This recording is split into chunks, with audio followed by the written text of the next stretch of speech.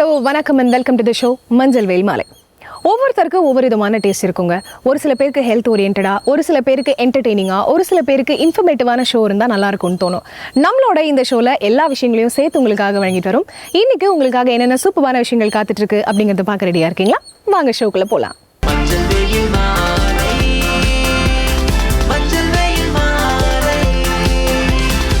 நம்ம ஷோட first segment யோகாசனம்.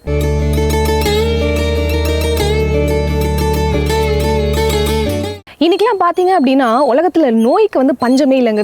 வித்தியாசமா என்னென்னவோ நோயெல்லாம் வருது. இதெல்லாம் எதுவுமே தேவையில்லைங்க. யோகா அப்படிங்கிற ஒரு விஷயத்தினால இது எல்லாத்துல இருந்தும் நம்மளை காத்துக்க முடியும். இன்னைக்கு நம்மளோட யோகாசனத்தினால என்னென்ன பெனிஃபிட்ஸ் இருக்குன்னு சொல்றாங்கிறத பாருங்க.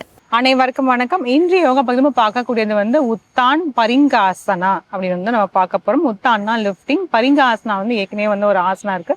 அதுலயே நம்ம கொஞ்சம் லிஃப்டடா நம்ம பண்ண போறோம். அவ்வளவுதான், வேற ஒண்ணும் இல்லை.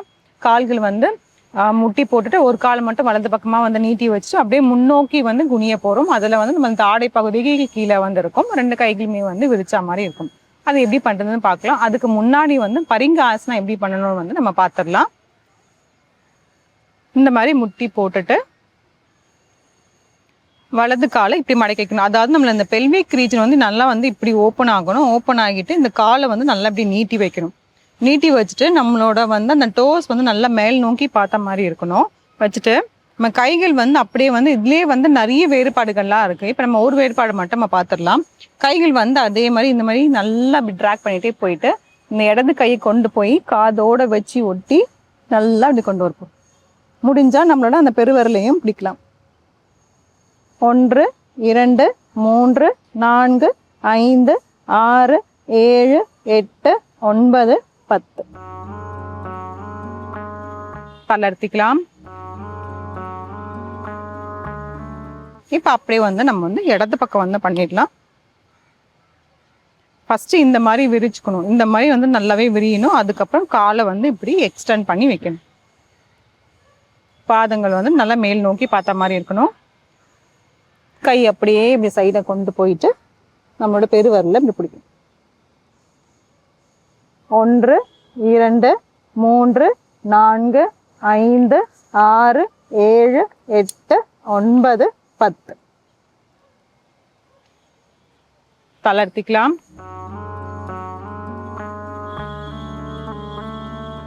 இது பருங்காசனால ஒரு வேறுபாடு. இது நம்ம சைட் ஸ்ட்ரெச்ல பண்ணணும். இதே மாதிரி ஃபார்வர்ட் ஸ்ட்ரெச் அந்த மாதிரிலாம் நிறையவே இருக்கு. இப்போ உத்தான பரிங்காசனா எப்படி பண்றது நம்ம பார்ப்போம். அது நம்ம முன்னோக்கி குனிற மாதிரி இருக்கும்.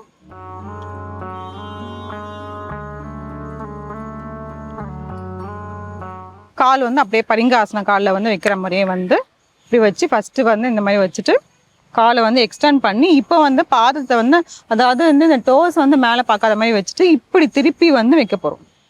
இந்த மாதிரி திருப்பி காலை இப்படி மேல் நோக்கி பாதம் மேல் நோக்கி பார்த்த மாதிரி இருக்கணும். இப்போ அப்படியே முன்னோக்கி குனிஞ்சிட்டு தாடை கீழே வைக்க போகிறோம். ஒரு கையை இந்த கால் கிட்ட வைக்கிறதுனா வச்சு இந்த கை எக்ஸ்டெண்ட் பண்ணி கீழே வைக்க.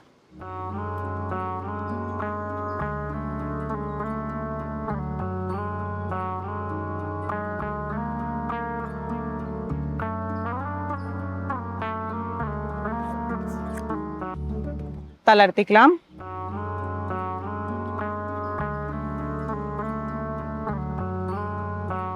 இப்ப அப்படியே நம்ம இடது பக்கம் பண்ணிடலாம். இப்ப சில பேருக்கு அந்த தாடை பகுதி கீழே வைக்க வரலங்கிற மாதிரி இருந்துச்சுன்னா இந்த இடத்துல 2 தலகாணிகளும் அந்த மாதிரி ஏதாவது வச்சுட்டு அதுக்கு மேல நம்ம தாடைகள் வைக்கிறதுனாலும் வைக்கலாம்.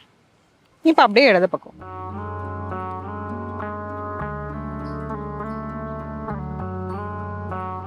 கால் இப்ப நம்ம பரிங்காசனம் இப்படி வச்சிருந்தோம். நம்ம இப்ப இப்படி திருப்பி வைக்கணும். அப்பதான் நம்ம முன்னோக்கி குனியத்துக்கு கொஞ்சம் வசதியா இருக்கும்.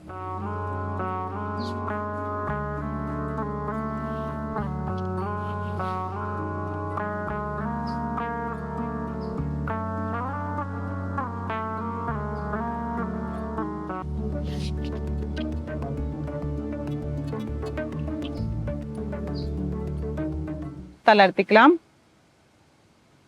ஆழ்ந்த மூச்சு உள்ளெழுத்து வெளியிடலாம். இந்த மாதிரி காலை வந்து சைடில் வந்து எக்ஸ்டெண்ட் பண்ணிட்டு முன்னோக்கி குனியும் போது அந்த முட்டி பகுதியை வந்து மடங்காத அளவுக்கு வந்து நம்ம பார்த்துக்கணும். முட்டி வந்து எப்பவுமே நேராக இருக்கிற மாதிரி வந்து பார்த்துக்கணும். அப்பதான் வந்து அந்த காஃப் மசில்ஸ் வந்து நல்லாவே வந்து ஸ்ட்ரெச் ஆகும். இதனால வந்து கால்களுக்கு வந்து நல்லாவே வந்து ரத்த ஓட்டம் அதிகமாக போகும்.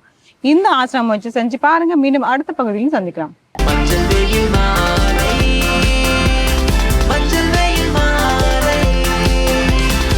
நம்ம ஷோட நெக்ஸ்ட் செக்மெண்ட் இங்கிலீஷ்ல பேசலாம்.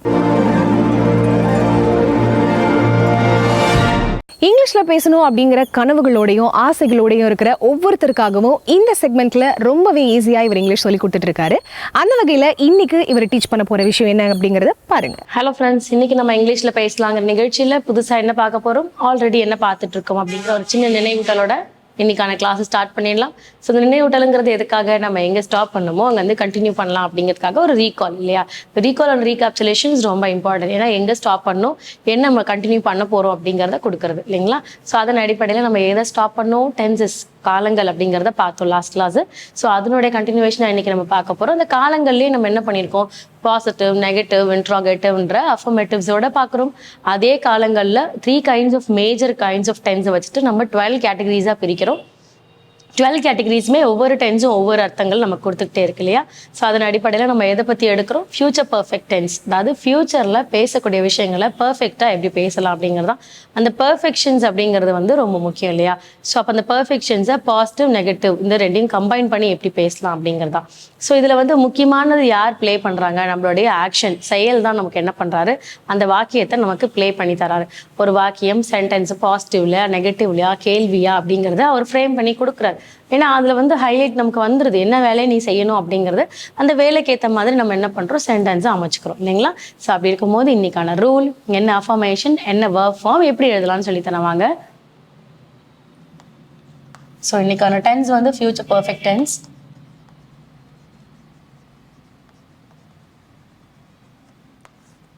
இதில் interrogative,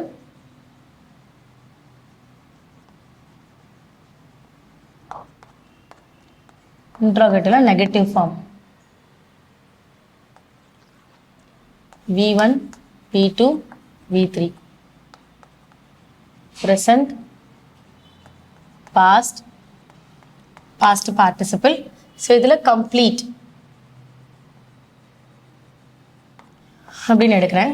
complete and finished more or less சேமாக தான் வரும்.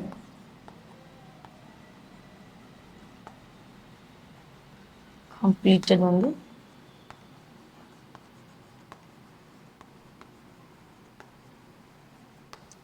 முடிந்தது. கம்ப்ளீட், கம்ப்ளீட்டட், கம்ப்ளீட்டட் இந்த மாதிரி வெர்ப் ஃபார்ம் வந்துருச்சு. இப்போ subject I, we, you, he, she, they, it. இவங்கெல்லாம் சப்ஜெக்ட்ஸில் வராங்க. ரூல் யாருடைய ரூல், ஃபியூச்சர் பர்ஃபெக்டோடைய ரூல் எழுதுறோம். இன்ட்ராகேட்டிவ்ல will or shall plus subject plus perfectனால have, நெகட்டிவ் வரும்போது not followed by V3 question mark. So நமக்கு ரூல் வந்து ஃப்ரேம் ஆயிடுச்சு சரிங்களா. ஸோ இப்போ எக்ஸாம்பிள், ஸோ வில் சப்ஜெக்ட் வரும்போது can take anything, I, we, you, தேல எதுனாலும் எடுத்துக்கலாம். ஸோ அப்போ will he have not, will he have not V3 வரும்போது completed. So will he have not completed அதோடய நிறுத்தலாம். இல்லை அந்த கம்ப்ளீட்டட் எதை அவங்க கம்ப்ளீட் பண்ணலாம் சொல்லனாலும் சொல்லலாம்.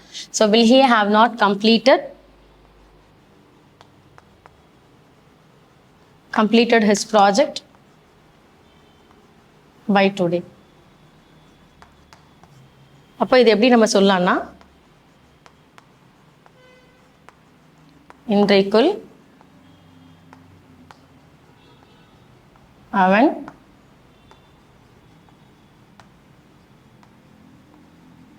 அவனுடைய திட்டத்தை அதாவது அவருடைய ப்ராஜெக்டை இல்லையா. ஸோ அப்போ திட்டத்தை ஃபினிஷ் பண்ணியிருப்பாங்களா இல்லையா, முடித்திருக்க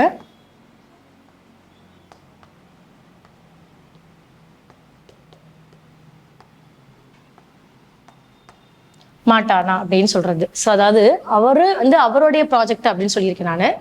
த ப்ராஜெக்ட் அதாவது த திட்டம், அந்த திட்டம் அப்படின்னு நான் சொல்லல, அவருடைய ப்ராஜெக்ட், அவனுடைய ப்ராஜெக்ட் அப்படிங்கிறதுனால which was indicated he and his அப்படின்னு சொல்லியிருக்கேன். ஸோ இன்றைக்கும் அவன் அவனோட ப்ராஜெக்டை முடிச்சிருப்பானா அப்படின்னு நம்ம பேச்சு வழக்கில் கேட்குறோம் இல்லையா. ஸோ அதுதான் நம்ம இங்கே வாக்கியமாக அமைச்சிருக்கோம். இதே பாசிட்டிவ்ல எழுதும் போது he will have completed his project.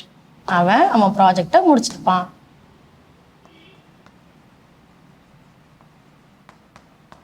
இதே நெகட்டிவ்ல எழுதும்போது இது எல்லாமே அஃபர்மேஷன்ல general positive and negative which is not interrogative. So he will not have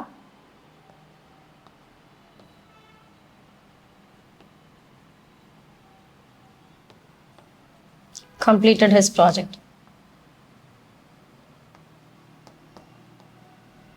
சரிங்களா. ஸோ அப்போ 3 விஷயங்களாக கொண்டு வரலாம். ஒரு இன்ட்ரோகேட்டிவ், பாசிட்டிவ், நெகட்டிவ்னு.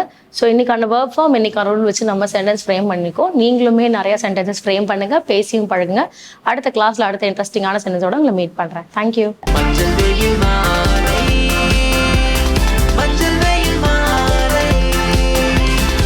நம்ம ஷோட நெக்ஸ்ட் செக்மெண்ட் தெரிந்து கொள்வோம்.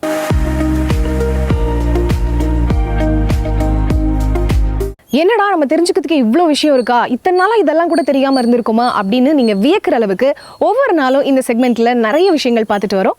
இன்னைக்கு இவர் என்ன சொல்றாரு அப்படிங்கறத பாருங்க. வசந்த் டிவி ரசிகர்களுக்கு வணக்கம். இன்னைக்கும் நம்மளுடைய தெரிந்து கொள்வோம் நிகழ்ச்சியில தெரியாத பல விஷயங்களை தெரிஞ்சுக்க போறோம்.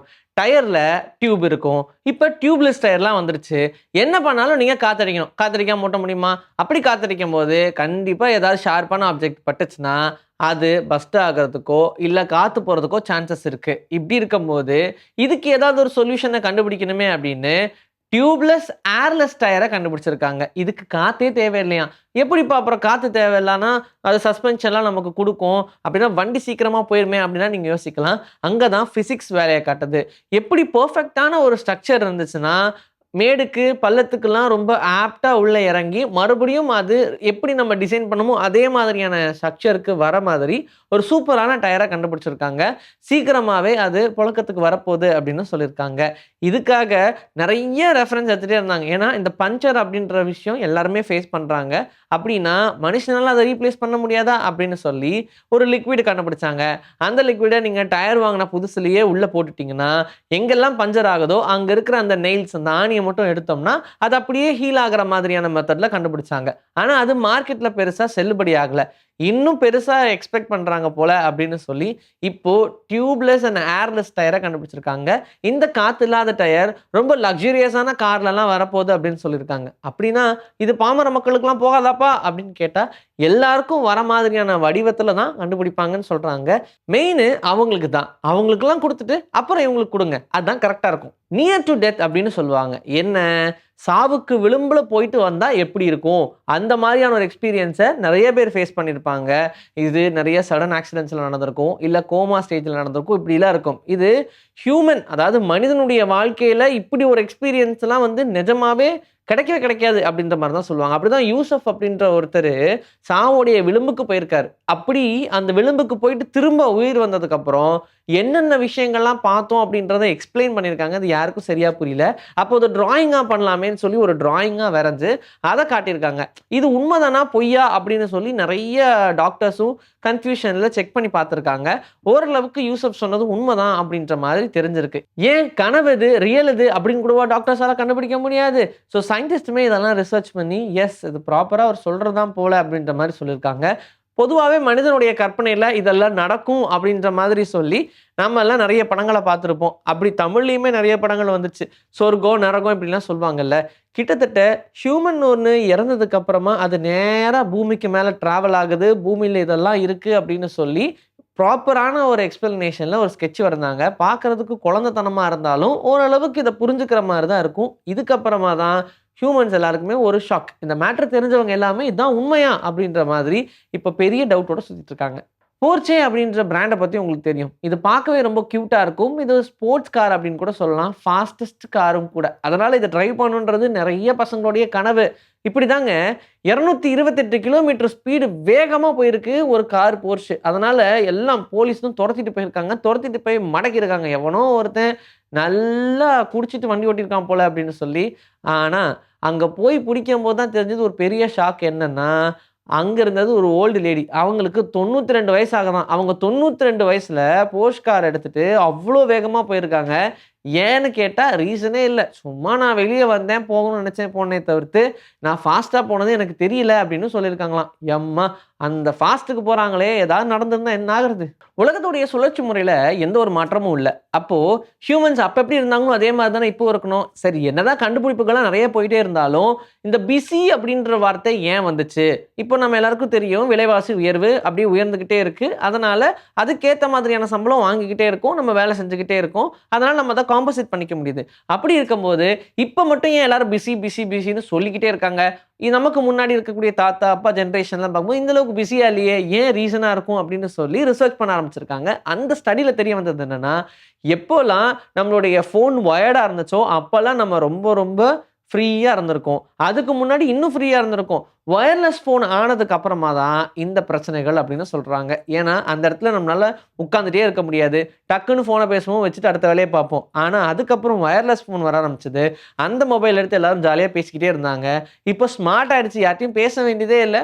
ரொம்ப ஈஸியா நம்ம சோஷியல் மீடியாக்குள்ள பூந்துட்டு நமக்கு நேரம் போறதே தெரிய மாட்டேங்குது. அதனால தான் நம்மளுடைய டைம் எல்லாம் போஸ்ட்போன் ஆகிட்டே இருக்கு. அதனால ஒர்க் அதிகமாயிட்டே இருக்கு. ஸோ நம்ம பிஸி ஆகிட்டே இருக்கும் அப்படின்றத கண்டுபிடிச்சிருக்காங்க. முடிஞ்ச அளவுக்கு உங்களோட மொபைலுக்கு நீங்க டைமிங் செட் பண்றதா நல்லது. 6 மாசம் ரிலேஷன்ஷிப் டப்புன்னு பிரேக்கப் ஆயிடுச்சு. ஏன் அப்படின்னு கேட்டா ஒரு ரீசன் சொல்றாங்க. அதாவது அந்த பொண்ணுக்கு டைனோசர்ஸ்னா ரொம்ப பிடிக்குமா. 6000 வருஷத்துக்கு முன்னாடி டைனோசர்ஸ்லாம் இருந்திருக்கு. அது வரைக்குமே நம்ம பார்த்துருப்போம். ஹியூமன்ஸ் எல்லாம் அதுக்கப்புறம் தான் வந்தாங்க அப்படின்லாம் ரொம்ப அதிகமாக நம்பிட்டு இருந்திருக்கு. ஆனால் அந்த பையனுக்கு அதில் சுத்தமாக நம்பிக்கை இல்லையா. இது எவ்வளவோ சொல்லி சொல்லி ட்ரை பண்ணி பார்த்துருக்கான். ஆனால் அந்த பொண்ணு நம்பவே இல்லை. இது அப்படியே எண்டு பண்ணிடுவோம் அப்படின்னு சொல்லிட்டு நம்ம பேசாம பிரேக்கப் பண்ணிக்கலாம், அதான் பெஸ்ட் அப்படின்னு சொல்லியிருக்காங்க. ஏன்பா பிரேக்கப்புக்கு என்னப்பா ரீசன் கேட்டா, டைனோசர் இருக்குன்றா நான் இல்லைன்றேன், நம்பவே மாட்டேங்கிறாங்க. அதனால தான் பிரேக்கப் பண்ணேன்னு சொல்லியிருக்காங்க. இதை கேட்டதுக்கு அப்புறமா எல்லாருமே இதை சோஷியல் மீடியால பயங்கரமா ஷேர் பண்ண ஆரம்பிச்சிட்டாங்க. இப்போ வரைக்கும் இவங்க தான் டாக் ஆஃப் தி டவுனா இருக்காங்க. ஃபோபியாவை பத்தி நம்ம நிறைய பேசியிருப்போம். ஒவ்வொரு விஷயத்த பார்த்தாலும் ஒவ்வொரு சில பேருக்கு பயமா இருக்கும். அதனால அந்த பயத்தை ஃபோபியா அப்படின்னு சொல்லுவாங்க. அப்படிதான் சினோசிலிகா ஃபோபியா அப்படின்ற ஒரு ஃபோபியா இருக்கு. இந்த ஃபோபியா எதை பார்த்து பயப்படுவாங்க தெரியுமா? பியர் கிளாஸ் இருக்கு இல்லையா, அது எம்டியா இருந்துச்சுன்னா அதை பார்த்து பயப்படுவாங்களாம். இதை சினோசிலிகா ஃபோபியா அப்படின்னு சொல்றாங்க. அது நம்மள ஒண்ணுமே பண்ண போறது கிடையாது. இருந்தாலும் அதை பார்த்தா அவங்களுக்கு பயம் வரும். ஹார்ட் பீட் அதிகமாகும். எங்கேயாவது போய் ஒளிஞ்சிக்கணும்னு தோணும். இப்படிலாம் இருக்குமா. என்னப்பா ஒரு கிளாஸ் எம்டியா இருந்தது பார்க்கறது கஷ்டமா, ஆனா அதே கிளாஸ்ல ஏதாவது நம்ம ஊத்தி வச்சிருந்தோம்னு வச்சுக்கோங்க, அவங்களுக்கு அந்த பயம் இருக்காது. இந்த பயம் ஊத்தி வச்சதும் போயிருமா. இது ஒண்ணுமே புரியலையேப்பா அப்படின்ற மாதிரி தான் இதுக்கு சினோசிலிகா ஃபோபியா அப்படின்ற பேரும் வேற வச்சிருக்காங்க. கொலம்பியால ஒரு ஃபார்மர், ஒரு விவசாயிக்கு விவசாய நிலத்துல இருந்து பணம் கிடைச்சிருக்கு.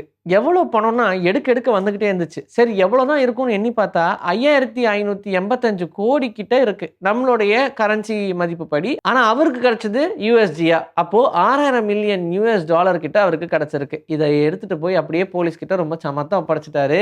இந்த ஒரு விஷயத்த எல்லாரும் இணையத்துல பரப்ப ஆரம்பிச்சுட்டாங்க. அதனாலேயே என்னப்பா இது எங்க நடத்துல எதுவும் கிடைக்க மாட்டேங்குது அப்படின்ற ஏக்கத்தோடயே அங்க கொலம்பியன் பீப்புள் நிறைய பேர் இருக்காங்களாம். நிறைய பேர் தோண்டிக்கிட்டும் இருக்காங்களாம். இன்னைக்கு நம்மளுடைய தெரிந்து கொள்வோம் நிகழ்ச்சியில தெரியாத பல விஷயங்கள் தெரிஞ்சுக்கிட்டோம். இதே மாதிரி சூப்பரான கண்டென்ட்டோட உங்களை நான் வந்து சந்திக்கிறேன். Until then, this is bye from Vijayashree. Take care. So finally நம்மளோட ஷோவோட எண்டுக்கு வந்தாச்சு. இன்னைக்கு நீங்க ஷோல பார்த்த எல்லா விஷயங்களுமே உங்களுக்கு ரொம்ப பிடிச்சிருக்கும் அப்படின்னு நினைக்கிறேன். இதே மாதிரி ஒரு சூப்பரான எபிசோட்ல மீண்டும் சந்திப்போம். Until then, it's bye from Farita and Manjal Velmali team.